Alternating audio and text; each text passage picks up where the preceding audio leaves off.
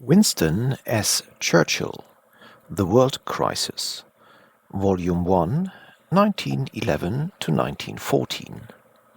Chapter 1, The Vials of Wrath, 1870 to 1904.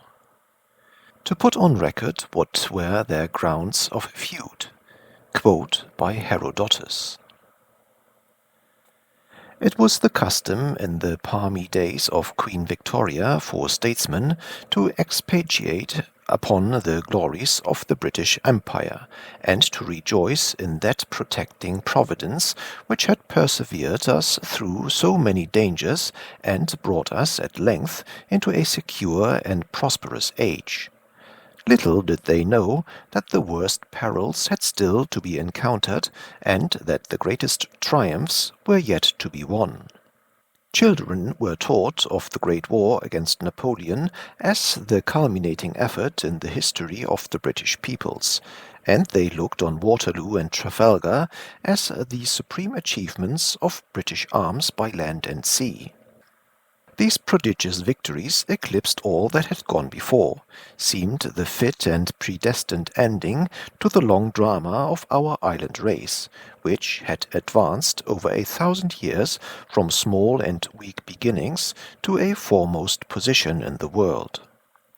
3 separate times in 3 different centuries had the British people rescued Europe from a military domination.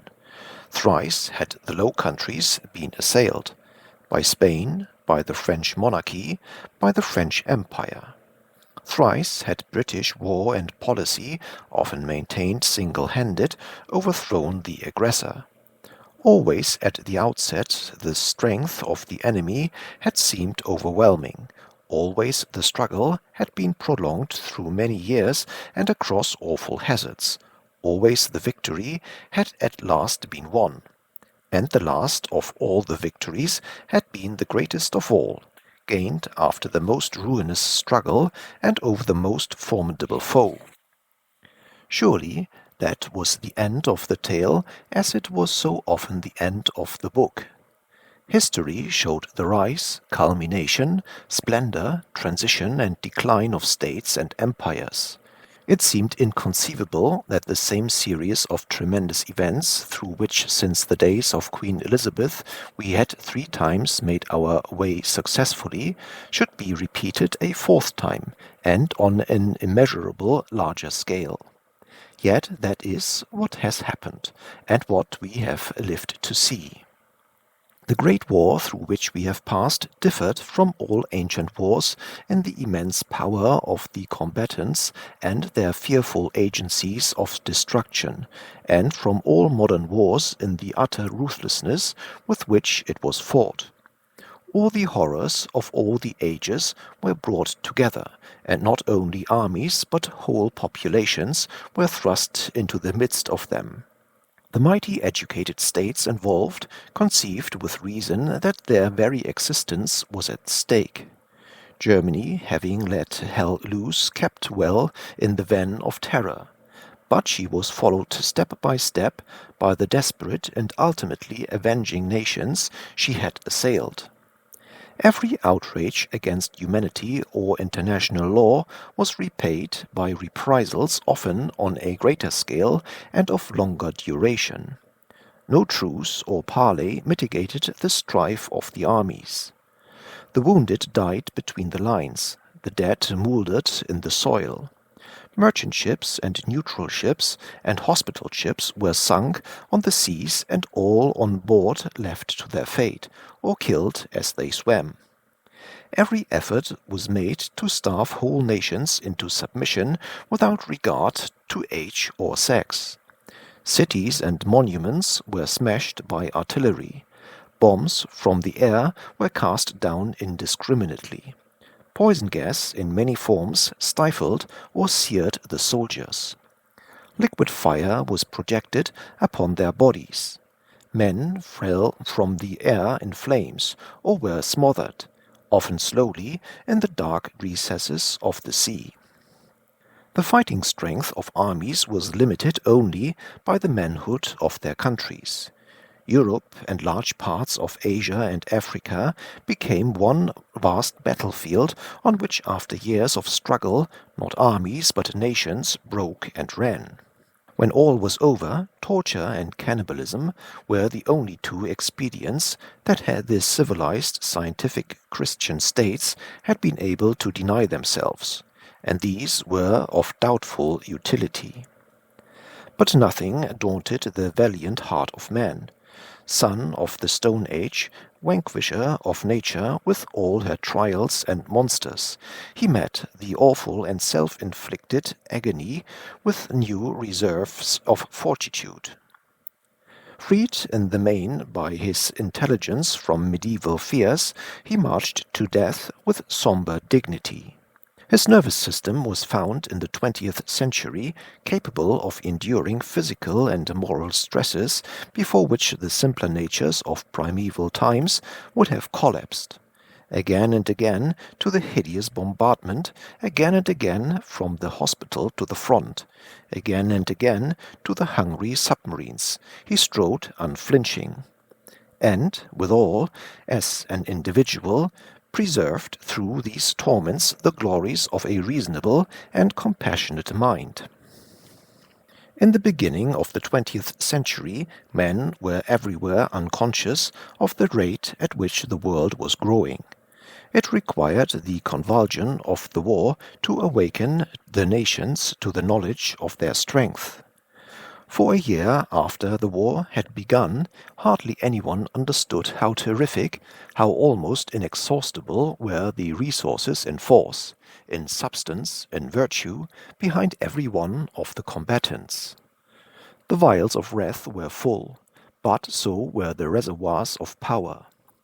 From the end of the Napoleonic Wars, and still more after 1870, the accumulation of wealth and health by every civilized community had been practically unchecked.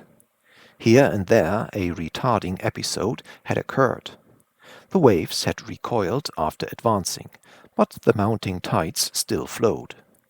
And when the dread signal of Armageddon was made, mankind was found to be many times stronger in valor, in endurance, in brains, in science, in apparatus, in organization, not only than it had ever been before, but than even its most audacious optimists had dared to dream.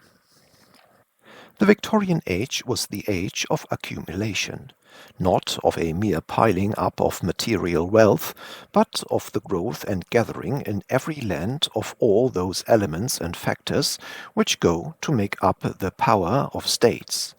Education spread itself over the broad surface of millions. Science had opened the limitless treasure house of nature. Door after door had been unlocked. One dim, mysterious gallery after another had been lighted up, explored, made free for all, and every gallery entered gave access to at least two more. Every morning, when the world woke up, some new machinery had started running. Every night, while the world had supper, it was running still. It ran on while all men slept. And the advance of the collective mind was at a similar pace. Disraeli said of the early years of the 19th century, "In those days England was for the few, and the very few." Every year of Queen Victoria's reign saw those limits broken and extended. Every year brought in new thousands of people in private stations who thought about their own country and its story and its duties towards other countries, to the world and to the future, and understood the greatness of the responsibilities of which they were the heirs. Every year diffused a wider measure of material comfort among the higher ranks of labor. Substantial progress was made in mitigating the hard lot of the mass. Their health improved, their lives and the lives of their children were brightened, their stature grew. Their securities against some of their gravest misfortunes were multiplied, their numbers greatly increased.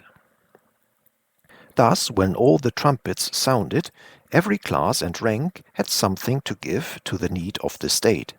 Some gave their science and some their wealth, some gave their business energy and drive, and some their wonderful personal prowess, and some their patient strength or patient weakness. But none gave more, or gave more readily, than the common man or woman who had nothing but a precarious week's wages between them and poverty, and owned little more than the slender equipment of a cottage, and the garment in which they stood upright. Their love and pride of country, their loyalty to the symbols with which they were familiar, their keen sense of right and wrong as they saw it, led them to outface and endure perils and ordeals the like of which man had not known on earth. But these developments, these virtues, were no monopoly of any one nation. In every free country, great or small, the spirit of patriotism and nationality grew steadily, and in every country, bond or free, the organization and structure into which men were fitted by the laws gathered and armed this sentiment. Far more than their vices, the virtues of nations, ill-directed or misdirected by their rulers, became the cause of their own undoing and of the general catastrophe. And these rulers, in Germany, Austria, and Italy, in France, Russia, or Britain, how far were they to blame? Was there any man of real eminence and responsibility whose devil heart conceived and willed this awful thing? One rises from the study of the causes of the Great War with a prevailing sense of the defective control of individuals upon world fortunes. It had been well said, there is always more error than design in human affairs. The limited minds of even the ablest men, their disputed authority, the climate of opinion in which they dwell, their transient and partial contributions to the mighty problem, that problem itself so far beyond their compass, so vast in scale and detail, so changing in its aspect. All this must surely be considered before the complete condemnation of the vanquished or the complete acquittal of the victors can be pronounced. Events also got on to certain lines, and no one could get them off again. Germany clanked obstinately, recklessly, awkwardly towards the crater and dragged us all in with her. But fierce resentment dwelt in France, and in Russia there were wheels within wheels. Could we in England perhaps by some effort, by some sacrifice of our material interests, by some compulsive gesture, at once of friendship and command, have reconciled France and Germany in time and formed that grand association on which alone the peace and glory of Europe would be safe? I cannot tell. I only know that we tried our best to steer our country through the gathering dangers of the armed peace, without bringing her to war or others to war, and when these efforts failed, we drove through the tempest without bringing her to destruction. There is no need here to trace the ancient causes of quarrel between the Germans and the French, to catalogue the conflicts with which they have scarred the centuries, nor to appraise the balance of injury or of provocation on one side or the other. When, on the 18th of January, 1871, the triumph of the Germans was consolidated by the proclamation of the German Empire in the Palace of Versailles, a new volume of European history was opened. Europe, it was said, has lost a mistress and has gained a master. A new and mighty state had come into being, sustained by an overflowing population, equipped with science and learning, organized for war and crowned with victory. France, stripped of Alsace and Lorraine, beaten, impoverished, divided and alone, condemned to a decisive and increasing numerical inferiority, fell back to ponder in shade and isolation on her departed glories. But the chiefs of the German Empire were under no illusions as to the formidable character and implacable resolve of their prostrate antagonist. "What we gained by arms in half a year," said Moltke, "we must protect by arms for half a century, if it is not to be torn from us again." Bismarck, more prudent still, would never have taken Lorraine. Forced by military pressure to assume the double burden against his better judgment, he exhibited from the outset, and in every act of his policy, an extreme apprehension. Restrained by the opinion of the world and the decided attitude of Great Britain from striking down a reviving France in 1875, he devoted his whole power and genius to the construction of an elaborate system of alliances designed to secure the continued ascendancy of Germany and the maintenance of her conquests. He knew the quarrel with France was irreconcilable, except at a price which Germany would never consent to pay. He understood that the abiding enmity of a terrific people would be fixed on his new-built empire. Everything else must be subordinated to that central fact. Germany could afford no other antagonisms. In 1879 he formed an alliance with Austria. 4 years later this was expanded into the Triple Alliance between Germany, Austria, and Italy. Romania was brought into the system by a secret alliance in 1883. Not only must there be insurance, there must be reinsurance. What he feared most was a counter-alliance between France and Russia, and none of these extending arrangements met this danger.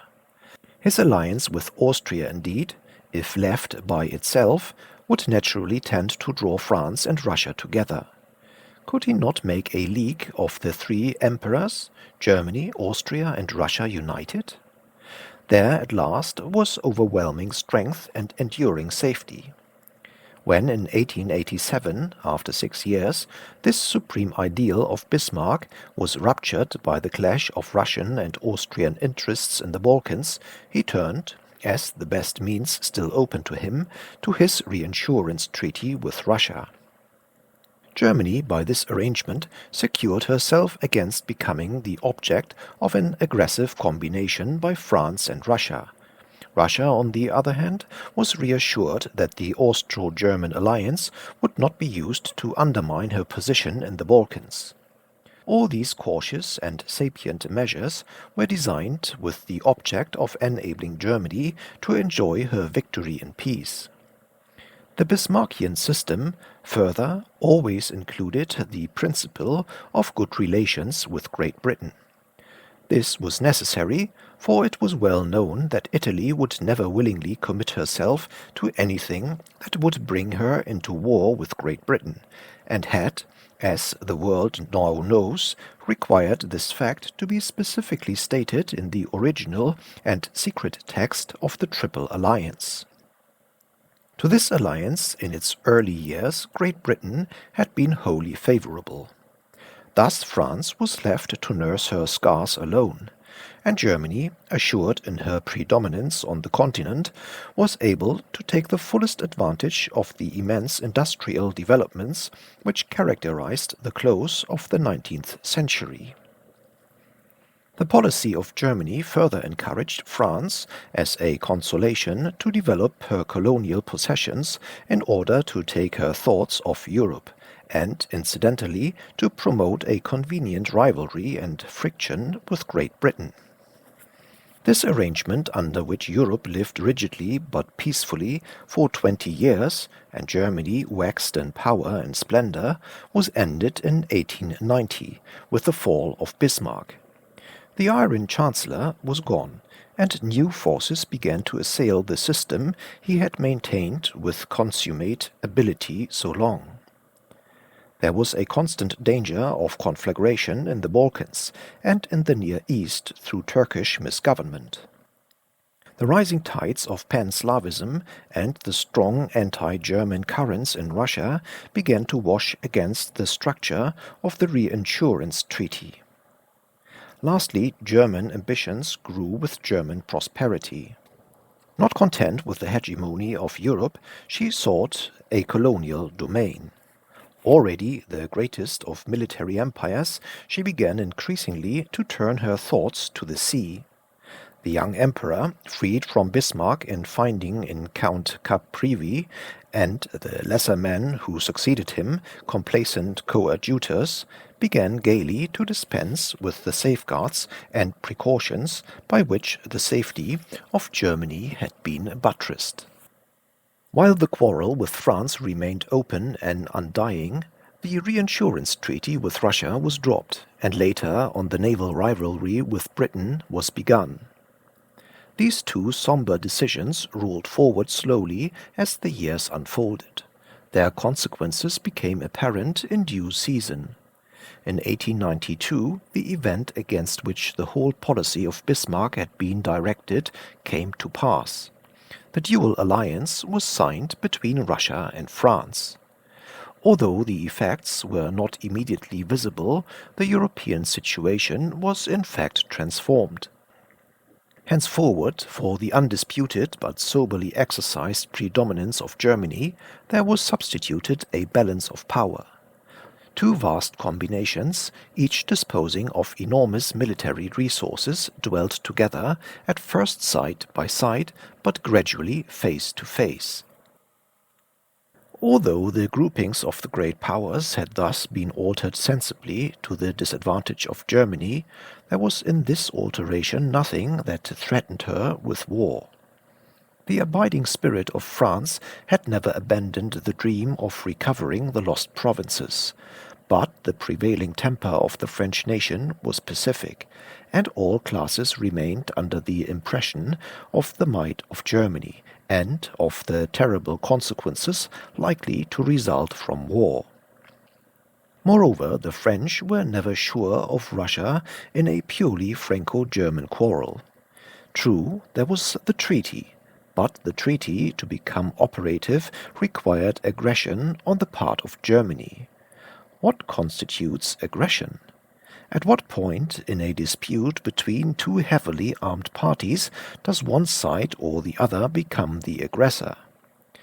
At any rate, there was a wide field for discretionary action on the part of Russia. Of all these matters she would be judged, and she would be the judge at a moment when it might be said that the Russian people would be sent to die in millions over a quarrel between France and Germany in which they had no direct interest. The word of the Tsar was indeed a great assurance. But Tsars, who tried to lead their nations, however honorably, into unpopular wars, might disappear. The policy of a great people, if hung too directly upon the person of a single individual, was liable to be changed by his disappearance. France, therefore, could never feel certain that if on any occasion she resisted German pressure and war resulted, Russia would march. Such was the ponderous balance which had succeeded the unquestioned ascendancy of Germany. Outside both systems rested England, secure in an overwhelming and as yet unchallenged naval supremacy. It was evident that the position of the British Empire received added importance from the fact that adhesion to either alliance would decide the predominance of strength. But Lord Salisbury showed no wish to exploit this favourable situation. He maintained steadily the traditional friendly attitude towards Germany, combined with a cool detachment from continental entanglements. It had been easy for Germany to lose touch with Russia, but the alienation of England was a far longer process. So many props and ties had successively to be demolished. British suspicions of Russia in Asia, the historic antagonism to France, memories of Blenheim, of Minden, and of Waterloo. The continued disputes with France in Egypt and in the colonial sphere, the intimate business connections between Germany and England, the relationship of the royal families. All these constituted a profound association between the British Empire and the leading state in the Triple Alliance. It was no part of British policy to obstruct the newborn colonial aspirations of Germany, and in more than one instance, as at Samoa, we actively assisted them. With a complete detachment from strategic considerations, Lord Salisbury exchanged Heligoland for Zanzibar. Still, even before the fall of Bismarck, the Germans did not seem pleasant diplomatic comrades. They appeared always to be seeking to enlist our aid and reminding us that they were our only friend. To emphasize this, they went even farther. They sought in minor ways to embroil us with France and Russia. Each year the Wilhelmstrasse looked inquiringly to the court of St. James's for some new service or concession which should keep Germany's diplomatic goodwill alive for a further period.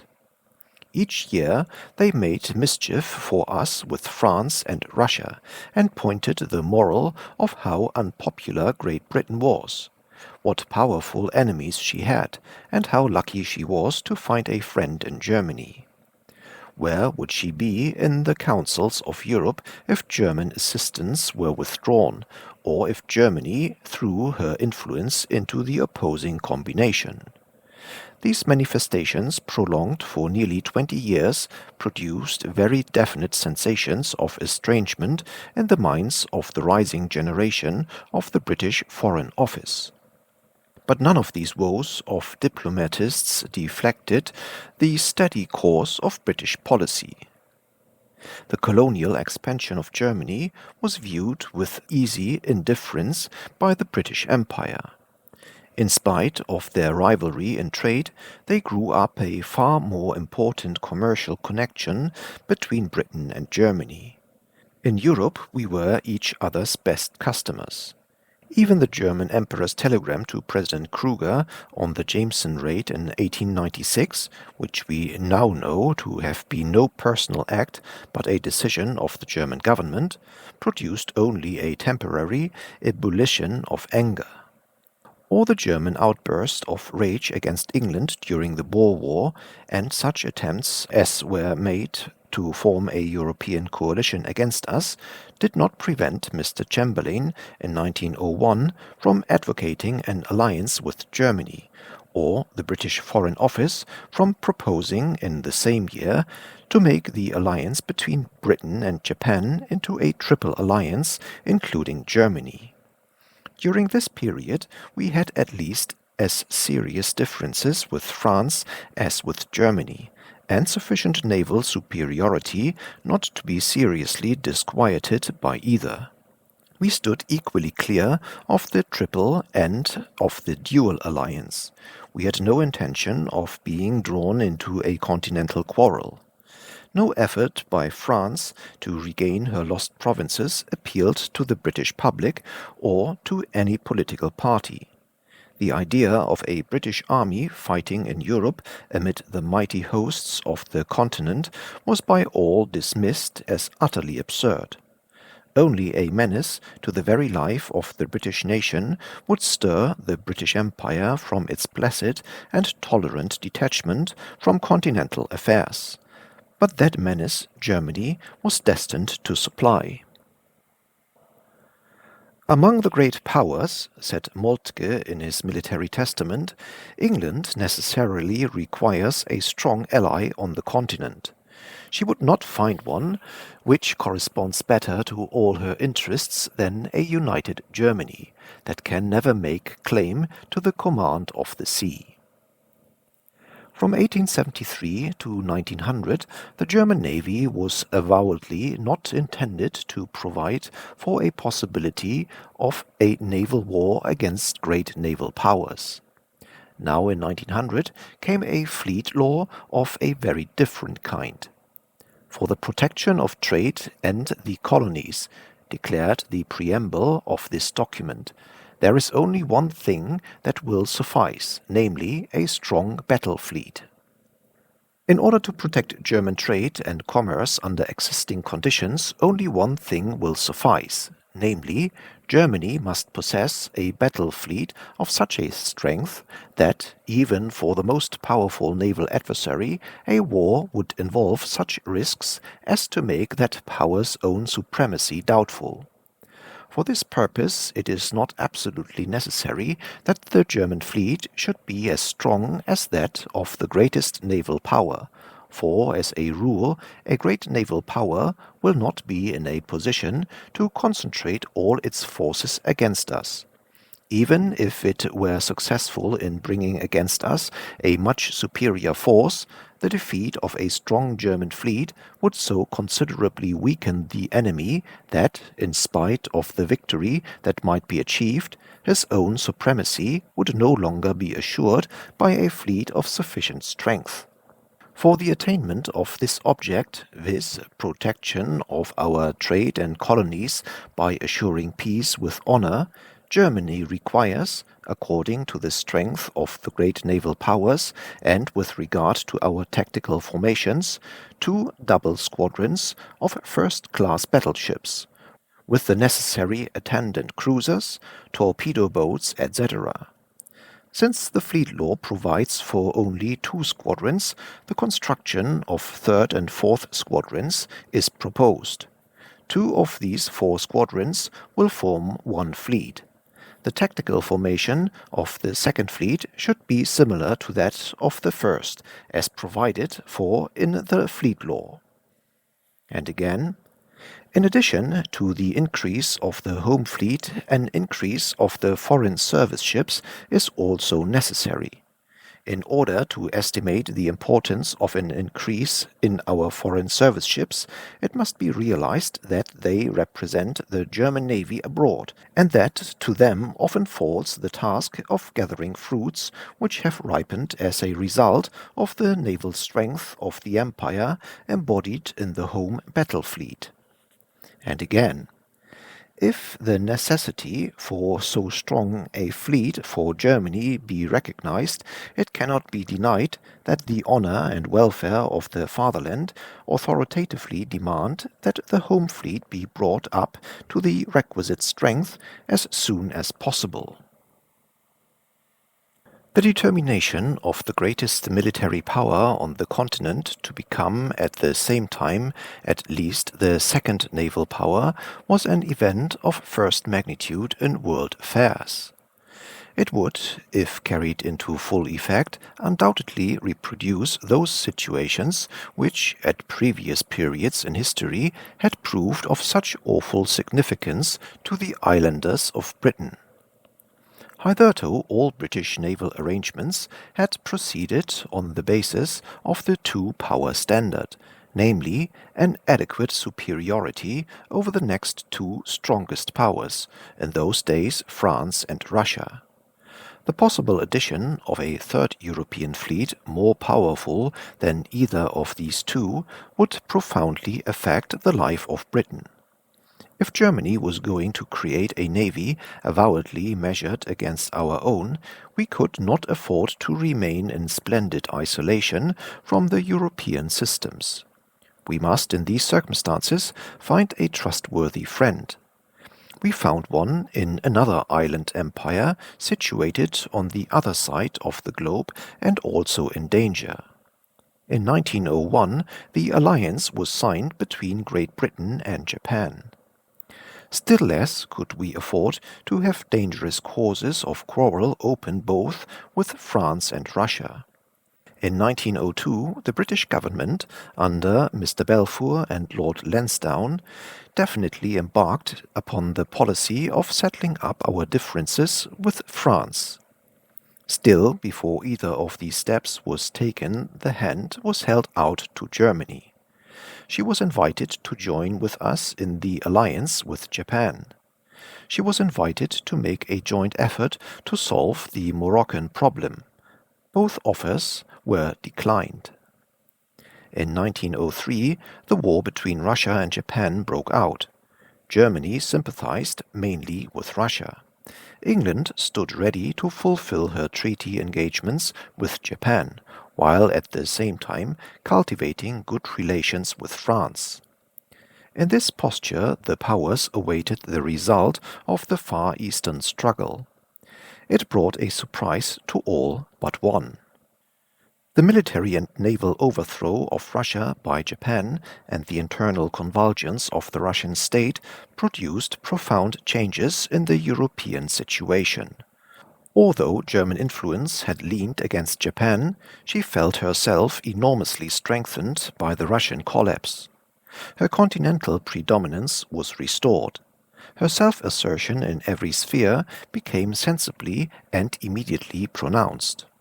France, on the other hand, weakened and once again, for the time being isolated and in real danger, became increasingly anxious for an entente with England.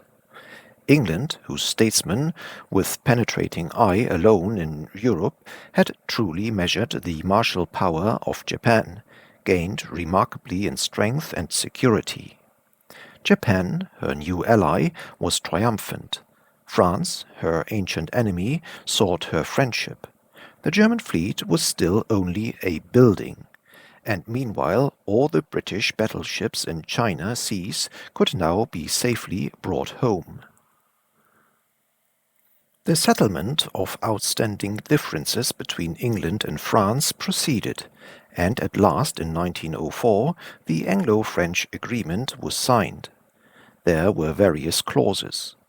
But the essence of the compact was that the French desisted from opposition to British interests in Egypt, and Britain gave a general support to the French views about Morocco.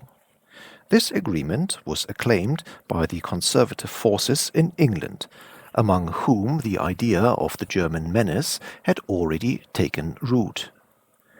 It was also hailed somewhat short-sightedly by liberal statesmen as a step to secure general peace by clearing away misunderstandings and differences with our traditional enemy. It was therefore almost universally welcomed. Only one profound observer raised his voice against it. "My mournful and supreme conviction," said Lord Rosebery, "is that this agreement is much more likely to lead to complications than to peace." This unwelcome comment was indignantly spurned from widely different standpoints by both British parties, and general censure fell upon its author. Still England, and all that she stood for, had left her isolation, and had reappeared in Europe on the opposite side to Germany. For the first time since 1870, Germany had to take into consideration a power outside her system which was in no way amenable to threats, and was not unable, if need be, to encounter her single-handed. The gesture which was to sweep Delcassé from power in 1905, the apparition in shining armor which was to quell Russia in 1908, could procure no such compliance from the independent island guard with her fleet and mistress of the seas. Up to this moment the Triple Alliance had, on the whole, been stronger than France and Russia. Although war against these two powers would have been a formidable undertaking for Germany, Austria and Italy, its ultimate issue, did not seem doubtful. But if the weight of Britain were thrown into the adverse scale and that of Italy withdrawn from the other, then, for the first time since 1870, Germany could not feel certain that she was on the stronger side. Would she submit to it?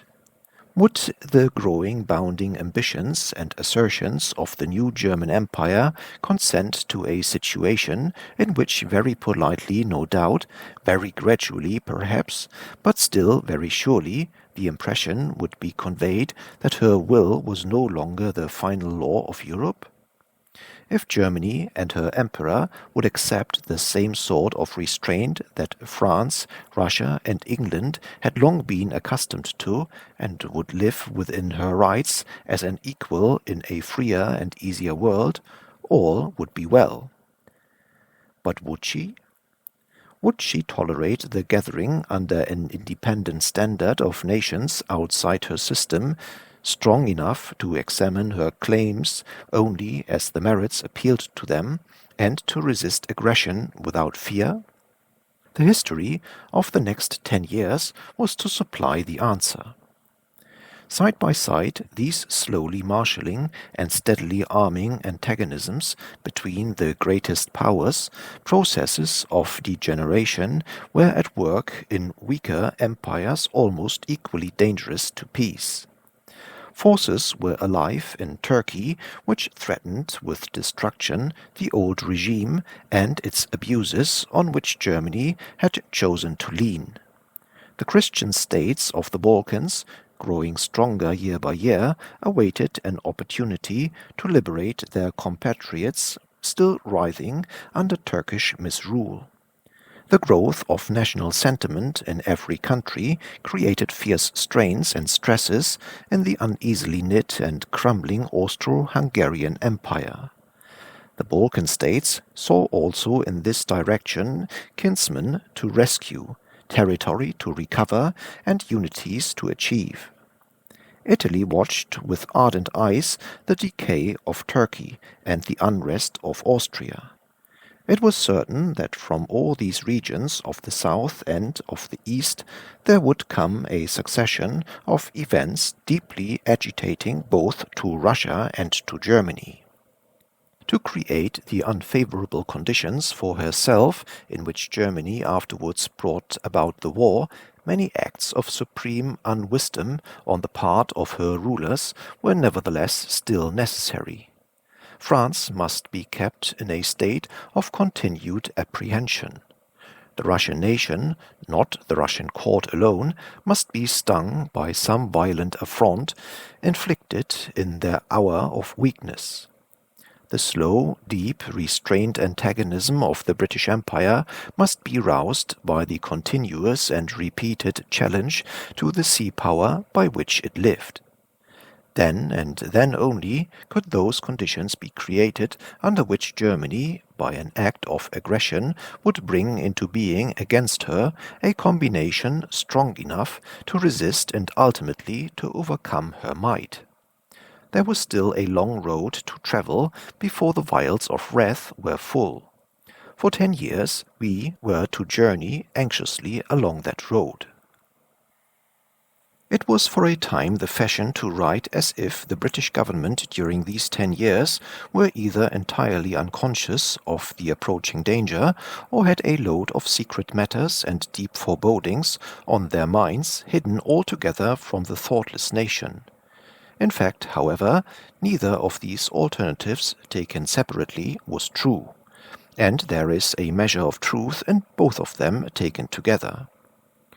The British government and the Parliament, out of which it sprang, did not believe in the approach of a great war, and were determined to prevent it. But at the same time the sinister hypothesis was continually present in their thoughts, and was repeatedly brought to the attention of ministers by disquieting incidents and tendencies. During the whole of those 10 years, this duality and discordance were the keynote of British politics, and those whose duty it was to watch over the safety of the country lived simultaneously in two different worlds of thought. There was the actual visible world with its peaceful activities and cosmopolitan aims. And there was a hypothetical world, a world beneath the threshold, as it were, a world at one moment utterly fantastic, at the next seeming about to leap into reality. A world of monstrous shadows moving in convulsive combinations through vistas of fathomless catastrophe.